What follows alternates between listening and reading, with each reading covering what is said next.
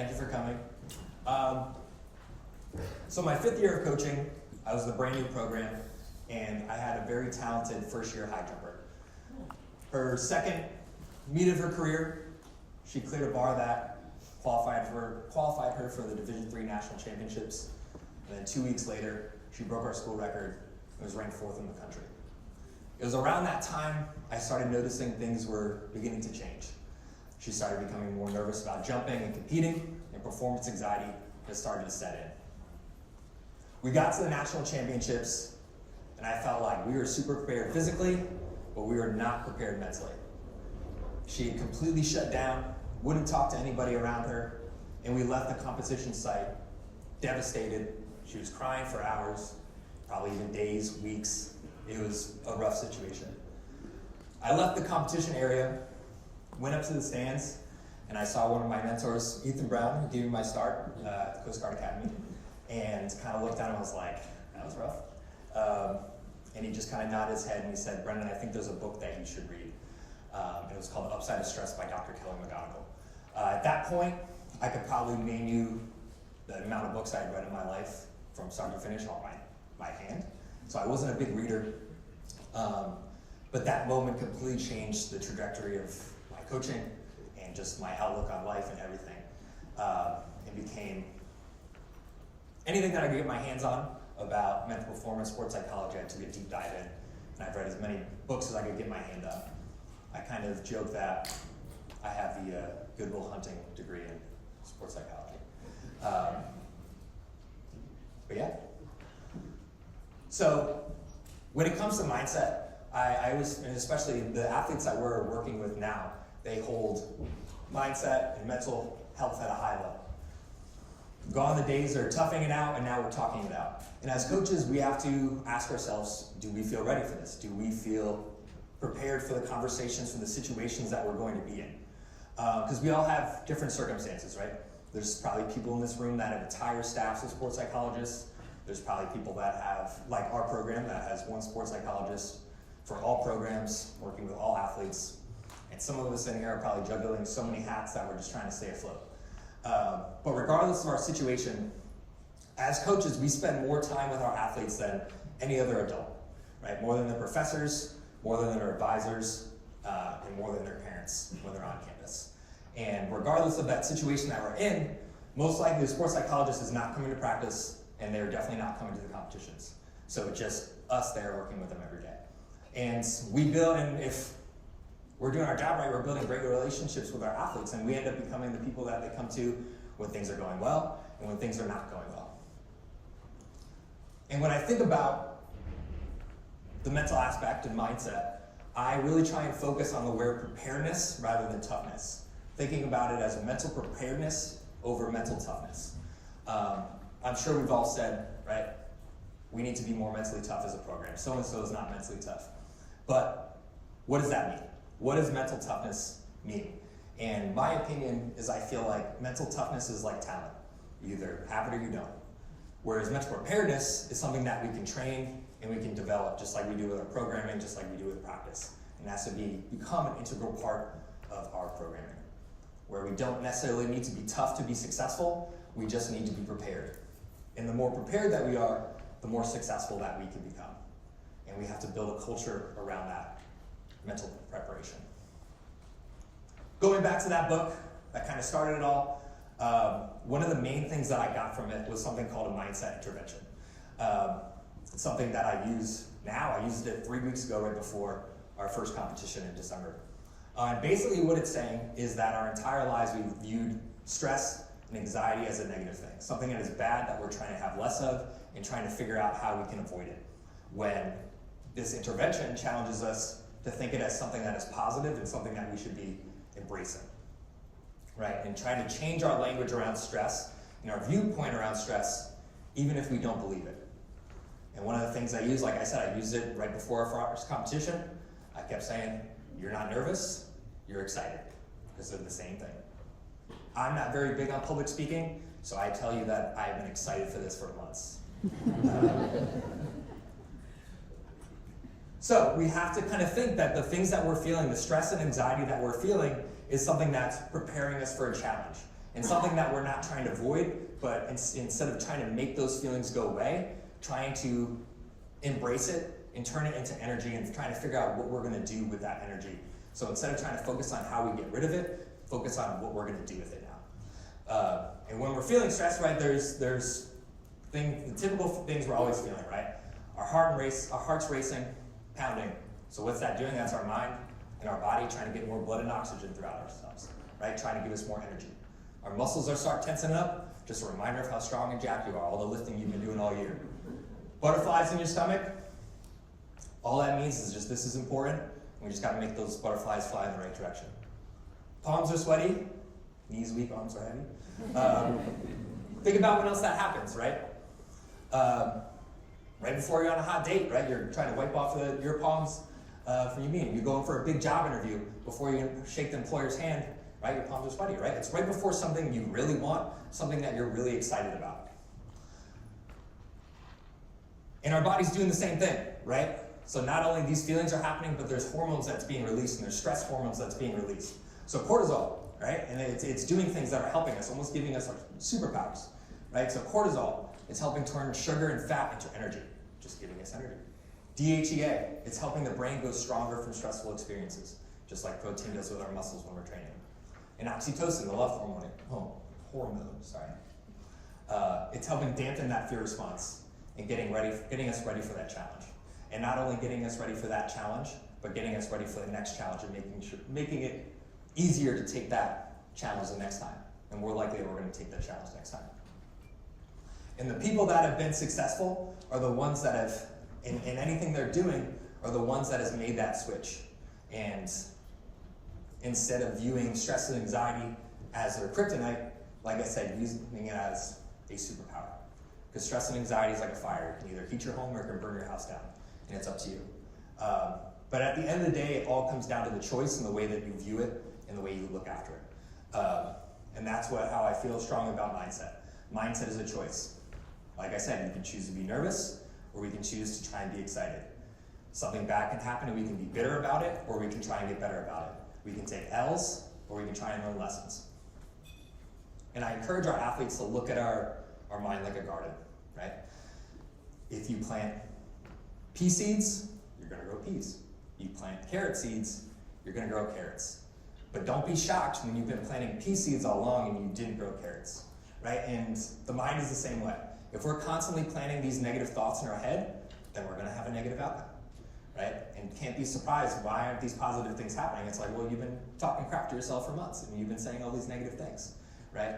So if we're having these negative thoughts to a situation or whatever's going on, we're most likely guaranteeing that we're going to have a negative outcome. Now, if we have a positive mindset and we're having positive thoughts, it's not going to guarantee that we're having a positive outcome, but we're setting ourselves up for better success and more success. Because our thoughts become our words become our actions, and our actions become our character. And I think this all goes around just the language that we're using, right? Those one little words that changing the phrase that we're saying. So one thing that I do every year at the beginning of the season with our team is we'll sit in a big circle, and I always pick on a first year because they have no idea what's going on, but everyone else kind of knows. And I have them sit in a circle, and I'm like, all right, I want you to walk across the circle like you have to go to practice today. And they all do the same thing. They get super arched. It's like they just put in lead inserts, and they're moping and sad and crying like that. I'm like, all right, that was great.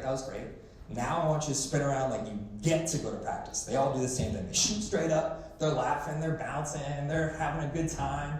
And not only is their energy shifting by just by that word, but the energy of the entire circle around them is. So now the whole circle's laughing, they're giggling, they're all having a good time. Just by changing one word, change the entire emotion of it, the entire energy of it. And we have to be accountable of it, not only for ourselves, but the people around them. Because mindset and attitude can be contagious. And even if they slip, it's okay. If they're saying, oh, I'm so nervous. If they make a quick switch and say, I'm not nervous, I'm excited, just that little correction is kind of heading them in the right direction.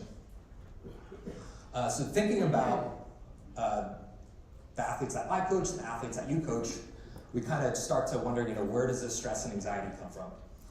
It can come from a few things, right? Experiencing adversity and fear. Maybe they're outcome oriented.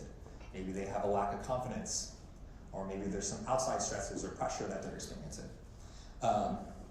So every one of our athletes, regardless of whether it's in the season or without their whole career, they're going to experience some type of adversity. They're going to experience some type of setback, some type of injury, bad competition, whatever it may be.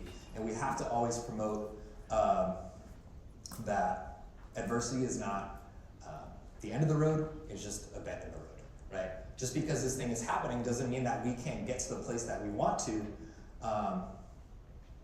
It just might look a different way. It might take a little bit longer. We have to, we thought we were going to take this straight path, and now we have this detour. Maybe we have to turn around and go a different direction. But we can still get to where we want. And the way that they view this adversity is going to, and how they respond to that adversity can shape who they develop into, not only as athletes, just as people. And like I said before, we can be bitter about this, or we can be better about this. I can let this thing bring me down, or I can use it as a tool and an opportunity to help me grow. And it all depends on how they view it and the choices that they make mentally. When talking about adversity, I have them, I ask them, what's your favorite movie? What's your favorite book? What's your favorite story? And then they'll tell me, and I say, I guarantee every single one of those stories has some type of adversity, some type of conflict that happens, some type of setback. How do I know that? Because it would be a boring ass story if it did. And letting them realize that the adversity that they're experiencing in the moment is part of their story, and the adversity they're experiencing in the moment is setting up for something down the road that they haven't, something great that they haven't experienced yet. So the adversity that they're experiencing in the moment is setting up them great in the future that hasn't happened yet. And they need that adversity to go through it, right? We might not be ready for that great experience that we might have because we didn't go through that adversity yet. And maybe now that we're going to have that great opportunity, now we're more prepared because we've gone through all these things and now we're ready to go. Because life is going to hand us lemons, right? And as athletes, as coaches, as people, it's our responsibility to make lemonade. And it starts with accepting the reality that you're in, embracing the reality that you're in, and then addressing the reality that you're in, or just simply just taking action towards that reality. And the last thing we want to do is avoid any type of adversity, because any avoidance of adversity or any avoidance of having anxiety, you're just going to create anxiety about having anxiety about having anxiety, and just a tornado of anxiety that is just, we don't want. So we're constantly trying to embrace it and not run from it. We have to instill with them that the obstacle is the way. The thing that they are struggling with, the adversity that they're experiencing, is what is going to help them get better and what is going to help them through this time. A couple years ago, I had another high jumper, kind of had getting a theme.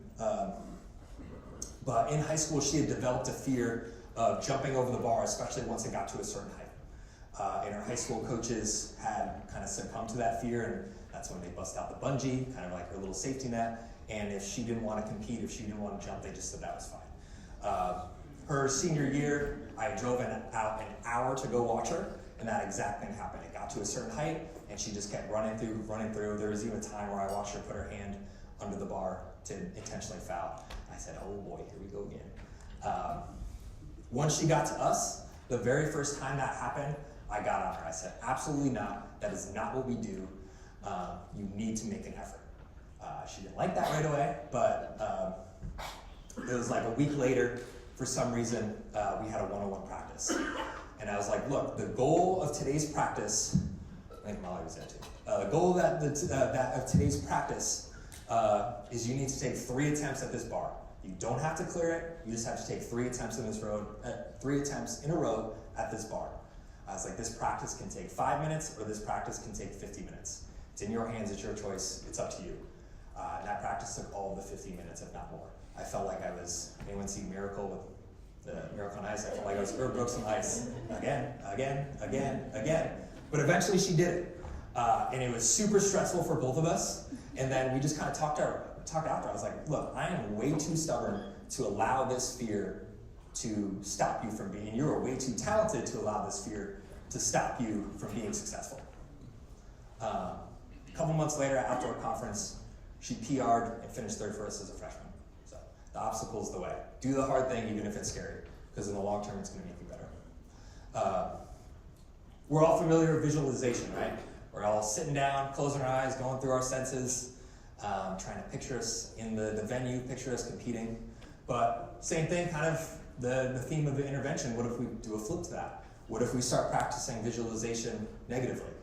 You know, what if we're visualizing the worst possible thing that can happen, so now that we're prepared, right? You're in the finals at conference, your shoe falls off, you get knocked over, right?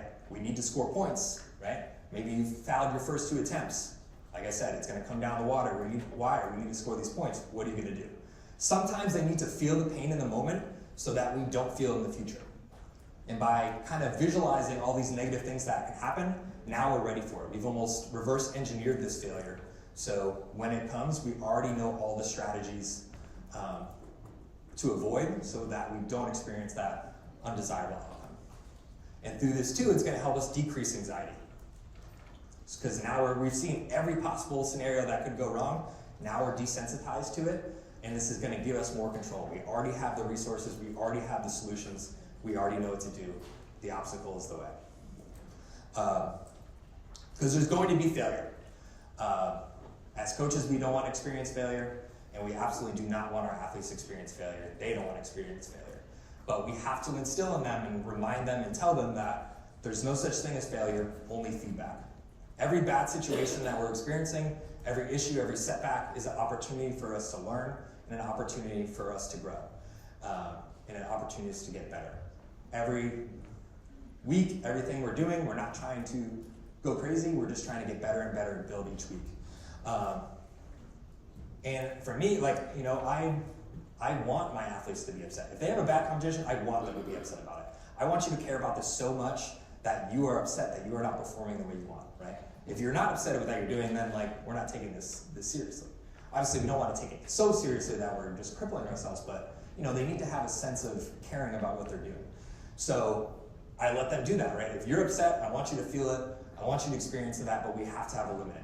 Like the high jumper I talked about, she was crying for days, went on the whole semester. So this is what I tell them. I said, if you're upset, you got 20 minutes to be upset about it, and it's time to move on, right? You cross that line, you have a bad competition, set your timer for 20 minutes. I'm not going to talk to you. I'm going to leave you alone. Go off, do what you got to do. But when that timer's over, goes off, we're moving on. We got the memory of a goldfish, 10-second memory. Forgetting about it, focusing on next week. Taking the things that were positive and the things that went well and trying to move on into it and look to the future, right? Using this, taking our takeaways and just forgetting about it. And some of them will take that pretty seriously. I won't even know, but they'll start a timer, and I won't be talking to them. I just bump into them, and I kind of go over to talk, and they just kind of show me their watch. I'm like, Coach, I got 2 minutes. And I was like, no, I'm sorry. But looking long-term can be tough, right? Their lives, our lives now, are into everything. That's all they know, right? If they don't know something, Google it. I'm sure if any of us are hungry, there's probably 4 DoorDashers just circling around this hotel. If they need literally anything, Amazon will drop it off in 2 days. But as coaches, we know that is not how our sport works, right? It's all delayed gratification. Putting off what we want in the moment for what we want in the future. And that can be tough for them. But we have to instill that the process is greater than the outcome. Focusing on the journey and focusing on how we're going to get there and the things that we're going to do, instead of constantly just focus on the results. And that's tough for our sport because it's pretty cut and dry. You know whether you did well or you didn't do well. But focusing on the process, focusing on where we're trying to go, rather than just constantly thinking about the outcome. And as coaches, we have to help them have an understanding of how that process works, right? You're going to come and work your butt off in the fall, but don't expect to see any results until, maybe March, maybe May, maybe June. And that's tough for them to hear, but they got to realize that you're not going to get a medal in this December meet. You're not going to get a medal in the middle of the season. You're going to get a medal at the end of the season when it really matters. So, and that's why I took going to our December meet a few weeks ago. I was like, if you think that you're going to have the meet of your life in this after 1 semester of training, you are crazier than I am. And as coaches, right, one thing that I feel is really helpful is I just help them understand what their training progressions are. So as we're going into a new phase, I'm like, all right, we're starting to get away from this, or we're transitioning to this. These are the new things that we're going to be focusing on. So now they have an understanding of what's going to be happening, right? Now we're doing this, so now this is not going to feel as good, right? With my jumpers, like we've been, usually December meet for my triple jumpers, I'll just have them use it as a practice, and we'll just do short approach jumps. I let them know, it's like when we come back in January and we start doing full, you can fully anticipate that you're not going to jump as far as you did. Why? Because we're experiencing more speed now. It's going to take us time to adjust that speed. So kind of prepping them, like I said, preparing them for the things that are going to come. Now they're not like spiraling and wondering why this is happening. And when we're talking about the process, we have to set goals along the process, right? I'm sure we all have those outcome goals, and if we're only focused on those outcome goals, like I said, we're cut and dry. It's either you did or you don't. So having the small goals that lead up to the big goal. I always tell them, what's the best way to eat an elephant? One bite at a time. So if we're sitting there, we're trying to eat the entire elephant at once, we're most likely not going to be able to do it. Whereas if every day we just take a couple bites at a time, it's going to take a little bit longer, but eventually we're going to eat that entire elephant. Because if we're only focused on that outcome goal, if we're only focused on that whole elephant, what happens when we don't? Every single competition is a failure. So we have to think about the things that went well, right? If we're sprinting the race, maybe we didn't hit the time we wanted, but this certain aspect of things went well. I didn't get the time I wanted in this, I didn't jump as high as I wanted, but my approach felt really good. I was really focusing on my curve, things like that. And every single time we're trying to build off each practice, build off each competition, and not expecting just to magically do well right away. And this is a great visual that it's hanging up in our office, and I usually show it to them once a year, but it's the path to mastery that's in the book Chop Away to Carry Water. Right on the left, all of our athletes, we're in college now. This is where I ended in high school, and I'm just going to go right away, which we all know is not realistic. I maybe have had one person that had ever done that.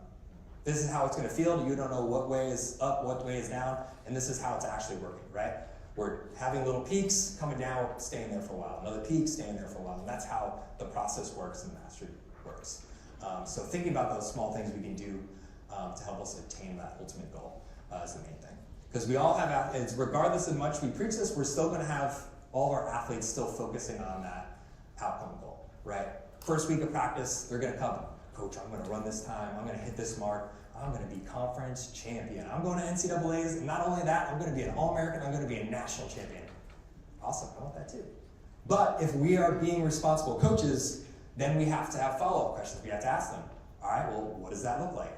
What do we need to do every day now that is different from last year that can help us achieve that goal, right? You want to be conference champion, what have past champions, what are the times they run, what are the marks they hit? Do you even have any idea? Do you have any idea what it takes, what the mark you have to hit to go to NCAAs? And then going a little bit further, what are the numbers we have to be hitting in the weight room, in testing? What times do we have to be hitting in practice that you can compare to past champions? What are your habits? What does your fueling, your recovery, your sleep look like? Who are you surrounding yourself with, right? We're the average of the 5 people we spend the most time with. If you're hanging out with 5 champions, you're probably going to be the 6th. If you're hanging out with 5 knuckleheads, you're going to be the 6th. So if you want to be achieving the goals that you want to be achieving, you better be hanging out with people that are already achieving those goals, and success is going to leave clues, and you're going to be able to follow that. A couple years ago, after indoor, I kind of pointed out to the team, I was like, do you notice that all of our conference champions are on the same weight rack? I was like, this is not a mistake. I was like, if you want to be better, you better be moving up in that lifting with them. And when we think about these questions, the answers to these questions have to become their goals, right? Like I said, if you don't know what it takes to go to, if you don't even know what you have to hit to go to NCAA, if you don't know the steps that we need to be taking to improve, to be a conference champion, to hit the goals that you want, if you don't know those answers, that should not be your goal. So don't come to me and say you want to do these things and you don't know what it takes. Because we all can set a goal, but not everyone's going to take that action. So I tell them, don't talk about it, be about it, or more famously, do or do not, there is no try. Because every year we got someone telling us ABC, or I'm going to do ABC, but your habits are showing you you're doing X, Y, Z. So Do we see the disconnect, right? If you want to be doing ABC, your habits better reflecting that ABC and not doing the opposite. But the process can be tough. And we have to instill with them that everyone is on their own path. Like I said, there's going to be people that are just going straight towards their goal. There's going to be people that have setbacks, that have detours, that have to go different paths. And that can be tough when they're watching everybody around them be successful and they're not. And we have to instill that some people are going to reach that destination faster than others, and that comparison is just a thief of joy. So anytime you're comparing yourself, you're just taking away from someone else. And I'm the worst at it. Like I said, we just had our December opener. It was probably the best opener I've ever had in my career. I was pumped about it, so excited where we were going to go. A couple days later, I pull up T-Fairs and I see all of our conference competitors and see how they're doing. I'm like, shoot, we are not where we're supposed to be. We are not good. This stinks, right? I just went from thinking I had the meat of my life, the beginning of my career, to thinking that we are garbage, right? So seeing how much that changed just by comparing myself. So I don't even go on. I do my best not look at T-Fairs. Because nothing matters until you get to the conference meet. Like, I don't care what you did in the regular season. All I care about is what you did at the conference meet. And that's when we show up. Because great things are going to take time to develop. If my wife's pregnant, and I'm like, I know that this is going to take about like 9 months, but it'd be pretty cool if you pump this baby out at 3. Like, that would be ideal for us. First of all, I'm going to get slapped in the face. And second of all, that baby's not going to be ready to go. The baby's not going to be healthy. If I don't allow it to take time to develop, the baby's not going to be strong, the baby's not going to be healthy, the baby's not going to be successful, right? And our training is the same way. If we try to rush these things, we're just not going to be the way that we want. So we have to instill to them that the things that we want, we just have to let them take time. And they're going to happen. We just have to be patient with it. But what if that's not the case? What if they got this guy bouncing around their head? Anxiety from inside out too. What do we do? What happens? Best way to decrease anxiety? It's simple. Just be more confident. Just go be confident. Not really. So what's the best way to increase confidence? They need to have a sense of control, and they need evidence to be at the level of confidence. So they need to prove it to themselves that they can be confident. But the more control that they perceive, the more confidence they're going to possess. I have had so many athletes that crush it at the home meet, and as soon as we leave, they're like a different person. Why? Because that's their dojo, that's their environment, that's their place, that's where they feel like the man, they feel like the woman in the arena, and they're ready to go. That's where they can control the energy, that's where they control the environment. Everything is they're used to practicing there, and that's why they're successful. And I'm sure all of us, whenever we have an athlete not be successful, I'm sure the excuses are all coming from that left-hand column, right? They're like, Coach, I would have done really well, but it was super windy, or it was really cold and rainy, so I wasn't really feeling good, or so-and-so was bothering me. I just didn't like how things were set up. I wasn't able to practice the way I want. And we're going to hear those excuses, but the people that are successful are the ones that are not worried about. Like that stuff that happens in the left-hand column, everyone has to deal with that, right? Everyone has to do it, and the ones that are successful are focusing on the things that they can control. So they're focusing on, right, this environment sucks, weather's terrible, but I'm going to give the best effort that I can have. I'm going to have the best attitude I can have. I'm going to have good body language and self-talk. And the ones that are successful are the ones that aren't even worried about things that they can't control. Why spend so much time and so much energy on the things that you can't control when there's nothing you can do about it? Which is why routines are great, right? This is a great tool that our athletes use, whether they realize it or not, that gives them control. And they all have some type of routine, right? They might eat the same things. They might listen to the same music or the same genre of music. They might do the same amount of drills. They might warm up at the same time or the same amount of time. Because, like I said, it gives them more control. So, we experienced it at our December meet. We had a first-year hurdler and didn't know what to do, so she just followed the upperclassmen. And we realized it didn't really work for her and the more I thought about it, now she's taken the control that she has and she gave it to somebody else. And if she doesn't like the things that the person is doing, now that the stress and anxiety is going a little bit more. So they need to understand and maybe be prepped going into competition, being prepped of what they're doing is what their routines might be. And as coaches, we need to kind of lay that down for them and give that advice. Or if we're going to have them follow somebody, then that person needs to make sure that they're modeling a good example and doing things that are getting them ready and kind of teaching them, right? If the model that we're having is super all over the face and frazzle all over the place, now they should just create an environment where everyone's like that. What we don't want is we don't want them to confuse this with superstitions, right? Coach, don't worry, I've been wearing the same socks for 3 weeks. I'm about to go off. Right? Superstitions are different from routines because now it's taking the control that we have and we're putting it into something that has no control over the outcome. I need to be better, but I'm the worst at this. There are polos that are sitting in my closet that will never see the light of day again because we had one bad meet and I'm not wearing that thing. So, but making sure they realize the difference and not mixing them. What about our field event athletes, right? Not only do they need a routine going into the event, but they almost need a routine before every single attempt, right? And we saw that at the Olympics this summer, where some people pulled out a sleeping bag and they were just taking a nap. There were some people that were journaling, going through their notes, writing things down. There were some people that were just sitting relaxing. There were some people pacing. You know, so many people have different routines. And when we get into a high pressure, high stress situation, we have to realize that a lot of times those routines are going to change, whether they realize it or not. And the best thing we can instill with them is trying to make those routines as consistent as possible, right? Just because we're going into an important meet doesn't mean we start doing things differently, right? So, but sometimes that happens, they don't even realize it. So these are two of our high jumpers at our conference championships. I think we just finished warm-ups, and they're just kind of waiting for them to come in. The woman on the right here, sprawled out, that's Lala. She is one of our senior captains this year. So you're looking at her, she's sprawled out, laying down, she's usually chewing gum, not talking to anybody. If you looked at her, you know, right now, she's probably like, she's not taking this very seriously. But I see her in this position, sprawled, like I said, sprawled out, she's chewing gum, not looking at anybody, not talking to anybody. I probably see her do that maybe 3 to 4 times a year. And when I see her in this position, when I see her acting like that, I know we're about to go off, and I'm excited. When she's being super social and she's hugging everybody, asking how they're doing, like smiling, I'm like, all right, we're just gonna do okay. So I have those conversations with her. It's like, when I see you like that, when you are like that, we are locked in, and I know you're about to take over. We gotta meet that consistent. And it's different, right? When we're at conference, all of them turn into different animals, and it's really exciting. I just wanna see it all the time.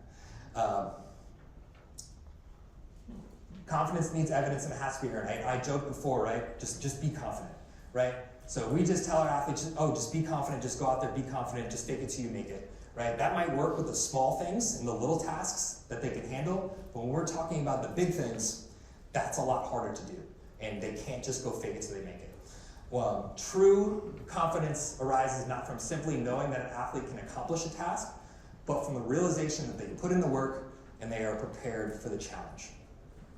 So when they're feeling stressed and they have anxiety, there's an alarm going off in their head. But when we're feeling confident, all that's doing is just silencing that alarm. When we're feeling confident, when we have the evidence, that means that our brain just turns that alarm off and it doesn't happen. So we have to do things to help them silence that alarm and not make that alarm go off. Some things that we do is throughout the season, we're going to high-level meets, we're going to stressful meets throughout the regular season. We expose them to that and help them experience that way before the conference meet. Why? So it's not the first, right? One, it's not the first time they're experiencing that high-level situation. And they become comfortable with it. They know how to handle themselves, right? We're going to these meets and there's some of the top women in the country that we're competing against, right? Sometimes there's pros there's Olympians. And then they get to the conference meet and they're like, I'm top dog. Like, this is nothing compared to what I'm doing all year. Like, I'm ready to go. I'm going to compete. This is mine. So by doing that, expose it. If we just wait to the conference meet, now they don't have that sense, right? If we go to easy meets all year and now we're trying to ramp it up, now we're not prepared. Same thing to do is we try and go to the conference site during the regular season. And I love this because now we get there, right? They know where the team camp is. They know where they're competing. They know where the check-in is. They know where the warm-up area is. They know where the bathroom is. And they know how long it takes to get to all of those places, right? Now they're getting a little bit more comfortable with it. They're kind of going through, they're able to almost have like a test run of everything, go through all the kinks, and when it's time to go, right now we're comfortable with that. They know where everything is, it's not a surprise to them, and they're comfortable with it.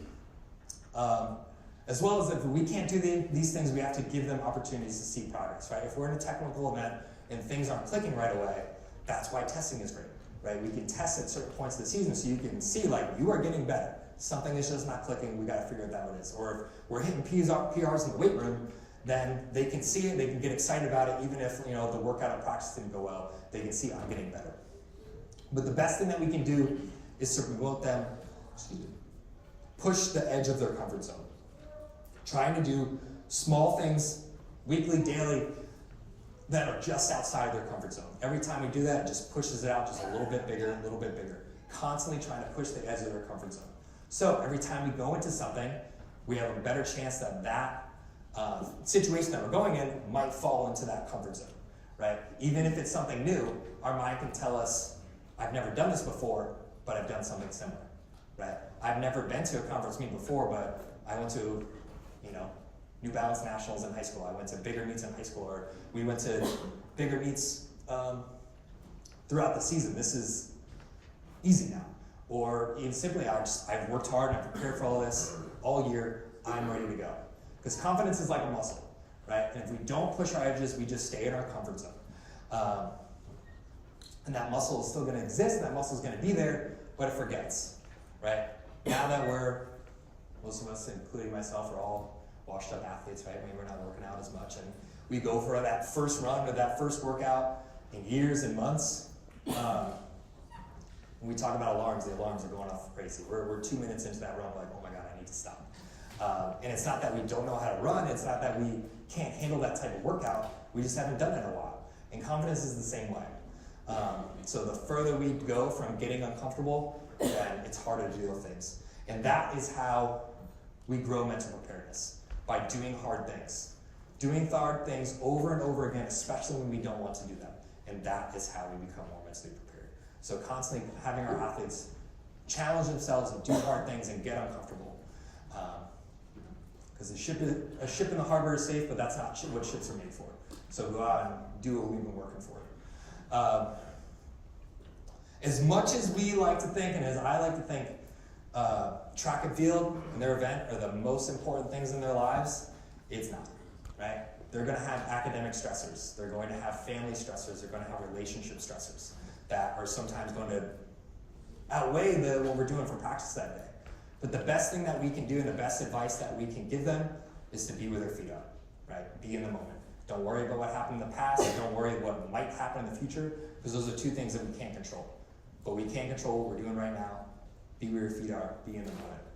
And try and leave. If we're having these stressors, do your best to leave it at the door, leave it in the locker room, and it'll be there when we come back. I give them an analogy of Wonder Woman. So when we are at practice, we are in competition, we are in our super suit, and we're ready to handle super business. But if we are Wonder Woman, we can't show up to Diana Prince's job and work on our job deadline, because now our cover's blown, right? Same thing, if we're Diana Prince, we can't go off and fight crime, because we're not in our super suit. So trying to have the separation of the two things. When we're at practice, we're Wonder Woman. When you're in class, you're Diana Prince, right? And when you're in class, you're being the best student you can be. When you're at practice, you're in competition, you're being the best athlete you can be, and doing your best to not let those mix. But sometimes it's not that easy, right? Our athletes, there's going to be times our athletes are dealing with real life situations, things that are far beyond track and field, things that are far beyond their education, things that are serious. As hard as it might be and as not ideal as it might be, sometimes it's better just to let them deal with it, right? If we have something planned on Monday that we want to do and they're showing up and they're not there, nothing that we have planned that day is going to go well. So sometimes it's just better to let them go deal with it, and maybe just push it to Tuesday. Maybe because we gave them that time and gave them that opportunity to deal with what they needed to do, now they're coming back Tuesday and they're ready to go, and we just adapt. But like I said, it's not ideal, but that's, as coaches, that's what we do, we adapt. Because these things, right, are going to create pressure, right? All these stressors are going to create pressure. And whenever an athlete comes into our program, we sit down and kind of just talk about, what to expect in this first year. And one thing I always tell them is, in your first year, I have zero competition expectations for you, right? I am never going to talk to you about marks. I'm never going to talk to you about times. My expectation for you to do is to come in here, work your butt off, buy into the things we're doing, add to the culture, and be a student of your event. If you do those things, the results you want are going to come, right? If you're working hard every day, if you're buying into the concepts that we're trying to do in practice and in training, and you're coming with a good attitude, the things are going to come. And then down the line, once I start to understand them a little bit, and we build a relationship, then maybe we're talking about doing certain things. But I make it clear from day one that they might put expectations on themselves. Those are absolutely not coming from me. And not making them feel uncomfortable, feel like there's some pressures coming from me. And I've just seen that work out where they're going into their first couple meets and they're going into their first season just enjoying things a lot more, and with that, the performances come. But going back to that mindset intervention and thinking about pressure, is it a bad thing or is pressure a good thing? And when we're talking about competing, I am constantly preaching that pressure is a privilege, not a problem. People will go through, there's people in this world, the majority of the people in this world will go through their entire lives without experiencing a true pressure situation. If you find yourself in that position this season, you should be grateful for that. You should be pumped up that you're experiencing that privilege, and right? Run right towards it. Pressure should never be something we're running away from. My first year in the program, as a coaching staff, we were talking about that was the year that we were going to finally win the conference meet. And our head coach, Karen Martin, we always set goals in the beginning of the season, and no one was saying it, and she was finally like, why aren't we trying to be we should be trying to win conference. And I remember we had an athlete that says, I don't know, coach, that might put a lot of pressure on ourselves. And I said, pressure is a privilege, and they all got quiet. It was like, as soon as I said that, the whole room shut their mouth and their focus changed. And they started really buying into that. And from that moment, they realized, if we're going to be successful, we have to run towards this pressure and be ready to go. And we won. And we've won 3 years in a row because we've come accustomed to that. And like I said, what we need to be doing as coaches is developing this culture of mental preparedness, right? Getting it so it's not just coming from the coaching staff, but it's just part of what we do. And it's just coming from the athletes and what they're saying. Some of my best experiences here, we have one woman on the cross-country team. It'll be raining. It'll be raining. We might have a tough workout. She'll look at me and she's like, we get to do this. And I think she's making fun of me. But right, at least she's saying it. And now everyone's laughing, and now everyone's kind of saying that. So we get to do it, and it's out there. And same thing this year as well. We were doing a hill workout, and one of our senior captains was in the front of the line. I was like, all right, 4 to go. You guys are crushing it. 4 more and we're done. And our senior stood up. She turned around. She said, be where your feet are. Don't focus on the 4. Focus on the 1. All that matters is 1 right now. Don't worry about the 4. All that's important is right now. And she looked back. I was like, oh my God. I was like, they're doing it better than me. And that's what we got to do, right? So, and then we kind of hold ourselves accountable, just like she did, right? Where they're correcting that negative language and they're correcting that mindset and holding each other accountable. And the leaders of our team, our captains and our coaches, it's got to come from us. And we can't just talk about it. Like I said, we got to be about it. And it's not just what we preach, but what we tolerate. And we need to be that model. Because our athletes are going to close their ears to advice, and they're going to open their eyes to example. So we got to make sure that we're constantly setting a good example. And the same way, making sure that our seniors, our leaders, and our captains are doing that as well. So some things that we do is we will host weekly meetings that we call championship meetings. And we called it that because they're all voluntary. I'm like, look, if you want this team to compete at a championship level, if you want to be a championship athlete, you should be coming to this stuff. You can't just, you wouldn't just go to, if you're studying for exam, you wouldn't just show up to class, right? You would come and study, you would do all these things outside. So it's got to be the same way. And we talk about different topics of mindset and talk about different talks about leadership. Sometimes we're just talking about what's going on with the team. And just gives them another tool in their toolbox. I know they're all adults and it seems cheesy, but they love worksheets and they love arts and crafts time. I've done it with both men and women. And like I said, it sounds cheesy, but if they see that you're into it, then they're going to be into it, right? So don't be afraid to do stuff like this because they like it. One of the best things if you're going to hold meetings, one of the best advices that I can give you is keep it short and sweet. The first year that I implemented this with our program, or we implemented this with our program, I'd be up there rambling for 30, 40 minutes just like I'm doing right now. And the first ones, they'd be all excited, be pumped about it, and then as it got on, you start seeing the eyes get like heavier and heavier. They started, Coach, I'm starting to get hungry, can we go? Or they just start not wanting to be there, you know? So then this year, I was like, all right, this is the deal. I'm gonna ramble for 5 minutes, 5-10 minutes, and then I'm done. The rest of the time is for you. So it's gonna be less for me, and if we wanna have discussion after, then that's great. And because we've been doing these for so long and it's part of our culture now, those meetings end up being 30 to 40 minutes anyways. But it's not feeling the same because it's not coming from me, it's coming from them. And when it's coming from them, it's a lot more impactful, right? We can say the same things over and over and over again. It's gonna go in one ear and out the other.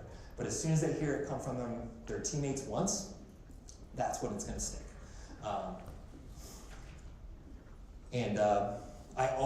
I'm a big storyteller. So I always make sure if we're having a meeting that I'm telling some type of story. It might be like a Zen Buddhism story, it might be like a folk tale. Something that connects to what we were talking about. And if that's the only thing that they remember, then that's great. That's all that matters. Also do individual meetings. So different milestones of the year, I kind of typically do that with them.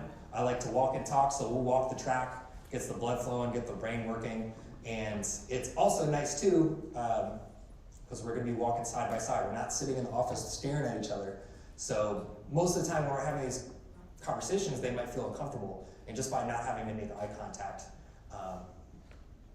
it makes them feel a little bit more comfortable, right? If you've ever gone on a long car ride with somebody, those are probably the best conversations you have with each other because you're not looking at each other and you guys can just talk. So it's kind of the same thing. And it gives them one-on-one time, it makes them feel valued, makes them feel important, right? Coaches taking time out of their day because they are interested in the things that I'm saying and they're interested in the things that I want to do. And one of the main reasons I started doing it just allows them to get stuff off their chest, right? I could tell that one of our athletes was feeling really tense going into the conference meet. And I was like, let's just go for a walk. And she immediately, you just see the weight fall off her shoulders. She got everything out and she was excited and pumped, ready to go, and she had a great meet. So sometimes it's good just to let them get it off of their chest, kind of speak it into existence, and then we can talk about it. We can problem solve and just kind of give advice or even just get it out there. And you don't have to talk about anything. Well, like I said, I'm a storyteller, and I really think it's right to end this presentation with where it all started, right? End the presentation with the athlete that it started with.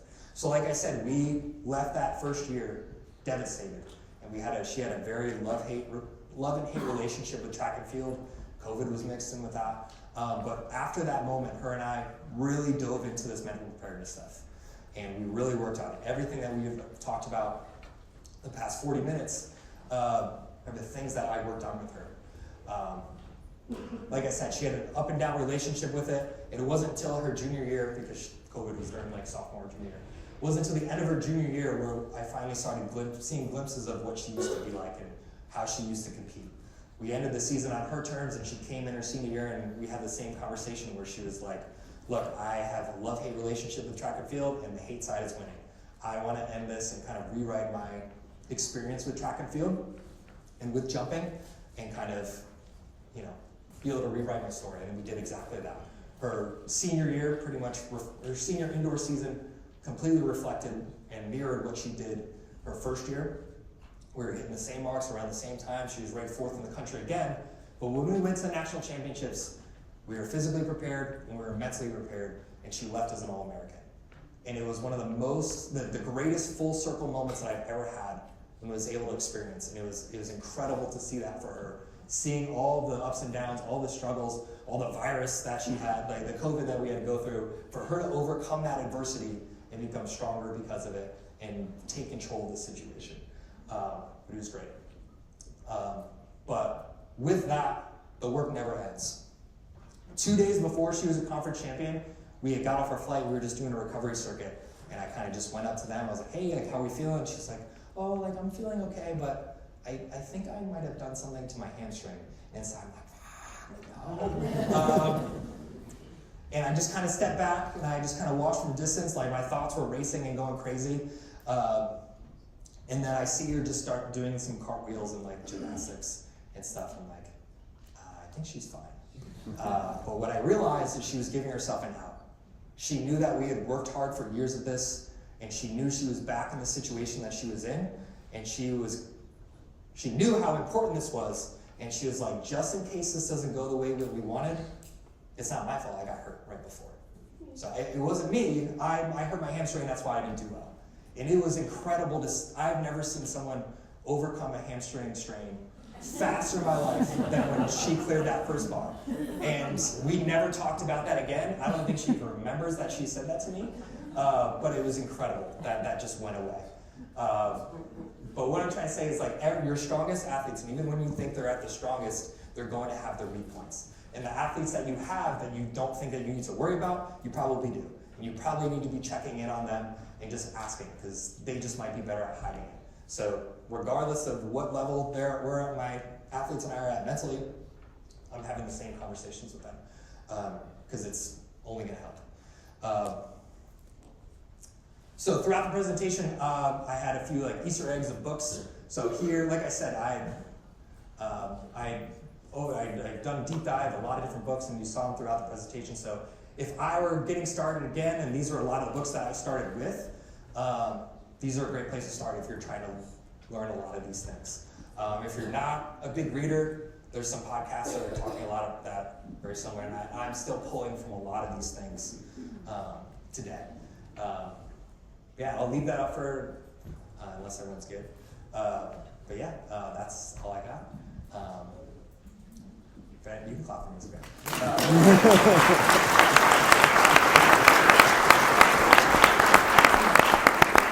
That's my contact information, but if anyone has any questions, like I said, I'm not